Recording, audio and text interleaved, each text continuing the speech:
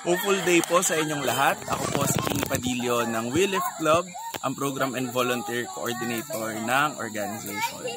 Ang We Lift Club po ay isang non-profit organization na tumutulong sa mga malalayo at liblib na komunidad, partikular na sa mga may katutubong komunidad na matatagpuan sa Pilipinas sa pamamagitan ng mga programang Makakalikasan, Makabata at Para sa Bata.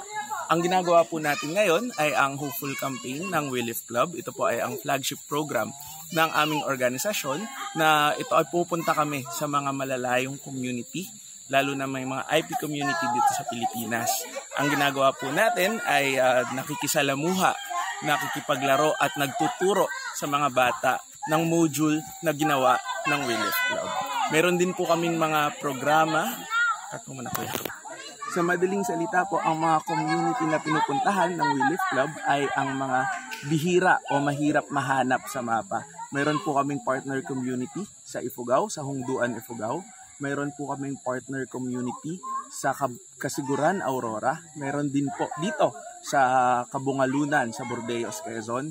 At magkakaroon na po ng community sa Occidental Mindoro.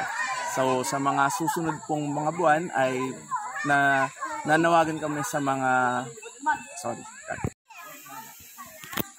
Sa madaling salita po, ang mga community na pinupuntahan ng We Lift Club ay ang mga malalayo o bihirang makita sa mapa. May community po kami sa Hungduan, sa Ifugao. May 2 school doon, sa Luboong at ang Bangbang Elementary School. Mayroon din po kaming community sa Kasiguran, Aurora. Mayroon po kaming partner community dito sa Barangay Anibawan, sa sitio ng sentrong paaral ng mga AGTA sa Anuan, Quezon, na ngayon po ay ginagawa ang Hopeful Campaign.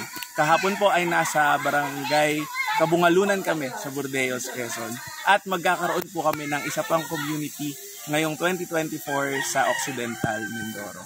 Kaya po kami ay nananawagan sa mga interesadong individual at mga organisasyon na gustong maki-partner sa amin. Kayo po ay maaaring kumontak at maaaring i-like ang aming Facebook page na We Lift Club.